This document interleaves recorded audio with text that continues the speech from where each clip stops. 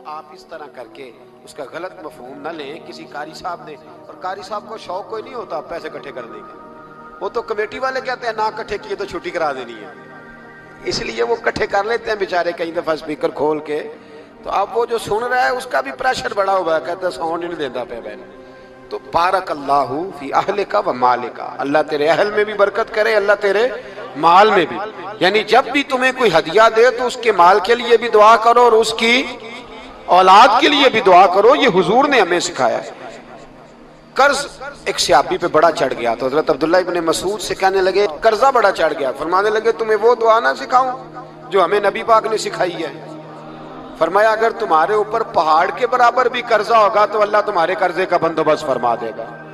پر مسئلہ یہ ہے دعائیں یاد کرنی پڑتی ہیں اور پڑھنی پڑتی ہیں, یاد کرنی پڑتی ہیں. اور ہم ہیں تعویذ پہ لگے ہوئے کہ کچھ لکھ کے دے دیں تاکہ باندھ لوں. دعا سکھائی نبی پاک نے, کیا فرمایا اللہم اکفنی بحلالک عن حرامک واغننی بفضلک عمن سواک. فرمایا یہ دعا مانگا کرو, اے اللہ مجھے کفایت کرنے والا رزق عطا فرما اور مجھے حرام سے بچا, اور مجھے اپنے فضل کے ساتھ دوسروں سے بے نیاز کر دے.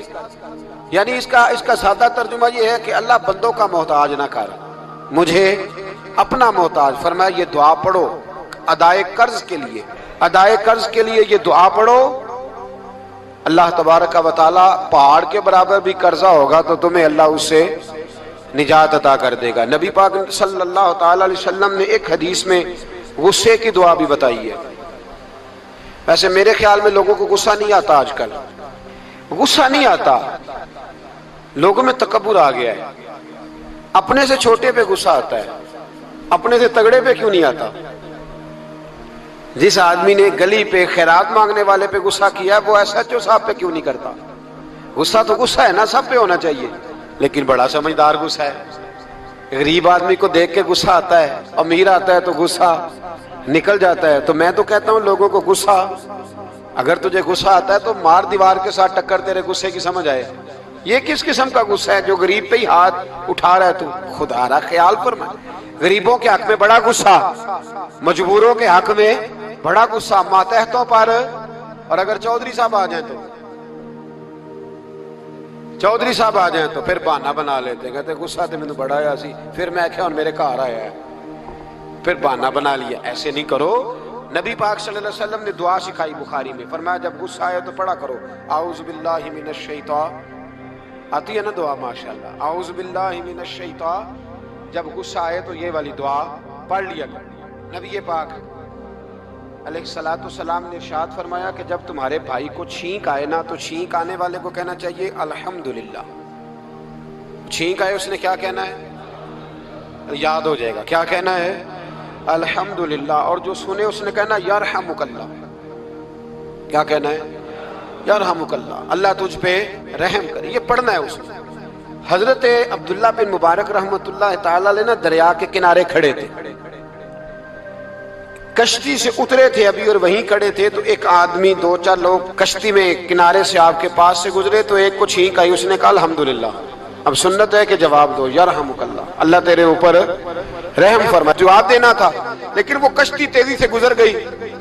حضرت عبداللہ بن مبارک رحمۃ اللہ تعالی علیہ نے ملاح کو بلایا, فرمانے لگے اس کشتی کا پیچھا کرنا ہے. وہ کہنے لگا سواریاں بیٹھیں گی تو جاؤں گا.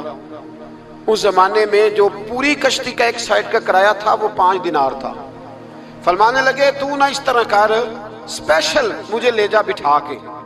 کیا لے گا؟ اس نے کہا 20 دینار لوں گا. فرمایا 20 ہی دوں گا. اس کشتی کا پیچھا کیا اور جس آدمی کو چھینک آئی تھی نا اس سے جا کے یرحمک اللہ کہا. اس نے جواب میں جزاک اللہ کہا. تو آپ فرمانے لگے میرا کام ہو گیا, واپس چلو. ملا دنیا دار تھا, وہ سوچنے لگا. پہلے تو اس نے سوچا میرا کیا ہے, 20 دینار تو ان کے گئے ہیں. لیکن جب اترنے لگے نا تو 20 دینار دیے یا 20 درہم دیے. تو وہ کہنے لگا حضرت جی صرف ایک لفظ کہنے کے لیے آپ نے اتنا پیسہ خرچ کر دیا. فرمایا لفظ کہنے کے لیے نہیں, اپنے مصطفیٰ کی سنت ادا کرنے کے, اپنے نبی پاک علیہ السلام کی سنت ادا کرنے کے لیے. یرحمک اللہ, اللہ تیرے اوپر رحمت کرے. کس طرح کا خوبصورت انداز سکھایا ہے. دیکھیے ایک حدیث ترمذی شریف میں نبی پاک صلی اللہ علیہ وسلم نے فرمایا کسی بیمار کو دیکھ کے یا کسی مصیبت میں مبتلا آدمی کو دیکھ کے تم یہ دعا پڑھ لو، تمہیں کبھی وہ مصیبت نہیں آئے گی۔ کیسی خوبصورت دعا ہے۔ کسی مصیبت زدہ کو بیمار کو دیکھ کے پڑھو، تمہیں کبھی وہ مصیبت الحمدللہ الذی عافانی مما ابتلاک بہ وفضلنی علی کثیر ممن خلق تفضیلا۔ اللہ تعالیٰ کا شکر ہے جس نے مجھے اس مصیبت سے عافیت دی اور اس بیچارے کو یا تجھے اللہ نے مبتلا کیا، اور اللہ نے مجھے اپنی بہت ساری مخلوق پہ فضیلت دی ہے، یعنی اللہ نے مجھے بڑا اچھا رکھا ہوا ہے یار، میں تو الحمدللہ بڑا اچھا ہوں، دیکھو بیچارہ۔ یعنی یہ دعا بھی ہے اور اپنے اوپر شکر ادا کرنے کا ایک۔ اعلیٰ حضرت فاضل بریلوی رحمت اللہ تعالیٰ علیہ کو نا گلے کے اندر چھوٹی چھوٹی 2 پھنسیاں نکل آئیں، تو اس زمانے میں طاعون کا مرض پھیلا ہوا تھا۔ ایک بڑے قابل حکیم کو لایا گیا، انہوں نے چیک کر کے کہا آپ کو تو طاعون ہو گیا ہے، فرمانے لگے چل دوڑ جا، مجھے طاعون نہیں ہو۔ اس نے کہا جناب یہ گلے پہ بنا ہوا ہے اور سب کو پتہ ہے آج کل پھیلا ہوا۔ فرمایا سب کو ہو سکتا ہے، مجھے نہیں ہو سکتا۔ کیوں؟ فرمانے لگے ایک بندے کو طاعون ہوا تھا تو میں نے اسے دیکھ کے وہ دعا پڑھ لی تھی جو نبی پاک نے بتائی ہے، لہذا حضور کا فرمان ہے تو مجھے ہر بیماری آ سکتی ہے پر یہ بیماری آ سکتی۔ وہ شخص کہنے لگا جی منہ میں بھی گلٹیاں چلی گئی ہیں، کھول نہیں رہا، کیا ہوگا؟ اعلیٰ حضرت نے کالی مرچ منگوائی، اسے پیس کے زبان کے نیچے رکھا تو ساری بیماری دور ہو گئی۔ فرمانے لگے بلاؤ نا ذرا اس حکیم کو جو کہتا تھا طاعون ہو گیا ہے، وہ تو صحیح ہوتا ہی نہیں اتنی جلدی۔ فرمایا ہر چیز بدل سکتی ہے پر میرے نبی کا فرمان نہیں بدل سکتا، میرے رسول پاک علیہ السلام کا فرمان نہیں بدل سکتا۔ تو عزیز دوستو، نبی پاک اب بڑی خوبصورت بات آئی، ساری خوبصورت تھی، بڑی پیاری بات آئی۔ دنیا میں سب سے حسین چہرہ اللہ نے اپنے رسول کو عطا فرمایا ہے۔ نبی پاک کا چہرہ بھی حسین ہے، مکھ چند بدر شاہ شانی ہے، متھے چمک دی لاٹ نورانی ہے، کالی زلف تے اکھ مستانی ہے، مخمور اکھی ہے مد بھری۔ پیارا چہرہ ہے حضور کا، جتنا چہرہ پیارا تھا اتنے ہی حضور کے اخلاق بھی بڑے پیارے تھے۔ لیکن میرے نبی پاک علیہ السلام جب آئینہ دیکھتے، کیا دیکھتے؟ حضور جب آئینہ دیکھتے، ہمارے نوجوان بھی سارا دن آئینے کے آگے کھڑے رہتے، کبھی بال اس طرح کے بناتے ہیں کبھی اس طرح کے۔ تو میرا کئی دفعہ دل کرتا ہے کہ میں ان سے کہوں کہ تو آئینے کو کہہ رہا ہے جھوٹ بول، پر وہ کیسے بولے؟ تو کہہ رہا ہے آئینے کو کہ تو کہہ سب سے پیارا تو ہی لگ رہا ہے، پر وہ کیسے بولے؟ اس نے تو سچ بتانا ہے۔ ان کو آئینہ جو دکھایا تو برا مان گئے۔ تو میرے عزیز یاد رکھیے گا، نبی پاک صلی اللہ علیہ وسلم بھی آئینہ دیکھتے۔ آئینہ دیکھنا حضور کی سنت ہے، کوئی سنت سمجھ کے آئینہ دیکھے گا تو ایک دفعہ دیکھنے پر 100 شہیدوں کا ثواب ملے گا۔ لیکن نبی پاک صلی اللہ علیہ وسلم آئینہ دیکھتے کیا کہتے؟ اللہم انت حسنت خلقی فحسن خلوقی۔ یا اللہ، یہ دیکھیں حضور نے ہمیں سکھایا ہے، یا اللہ جس طرح تو نے میری صورت اچھی بنائی ہے میری سیرت بھی اچھی بنا دے۔ یہ ہمیں سکھانے کے لیے دعا، یا اللہ جس طرح صورت اچھی بنائی ہے، جس طرح تو کہتا ہے نا اس دفعہ اس وقت دیکھ لو کپڑوں پہ کوئی داغ نہیں، تو دعا کیا کر باطن کے بھی اللہ داغ دور فرما دے، یہ والا سارا معاملہ بھی ٹھیک ہو جائے۔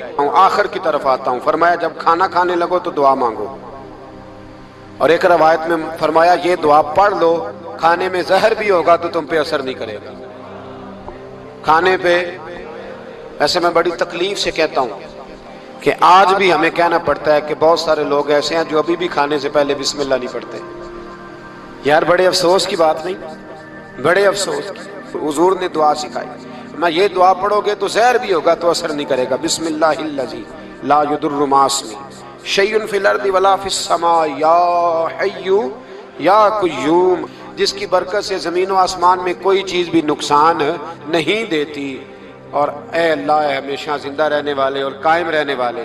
یہ نبی پاک علیہ السلام۔ اور ایک حدیث میں اور بھی دعا آئی ہے، بسم اللہ شریف تو خیر بخاری میں موجود ہے، مسلم میں موجود ہے، بسم اللہ وعلی برکت اللہ بھی ایک حدیث میں نبی پاک صلی اللہ علیہ وسلم نے ارشاد فرمایا۔